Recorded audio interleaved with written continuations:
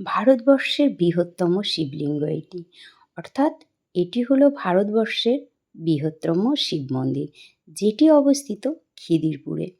খিদিরপুর প্ল্যাটফর্মে নেমে স্টেশনের বাইরে বেরিয়ে ডান দিকের রাস্তা ধরে কিছুটা হেঁটে গেলেই আবার ডান দিকেই আরেকটি রাস্তা পড়বে।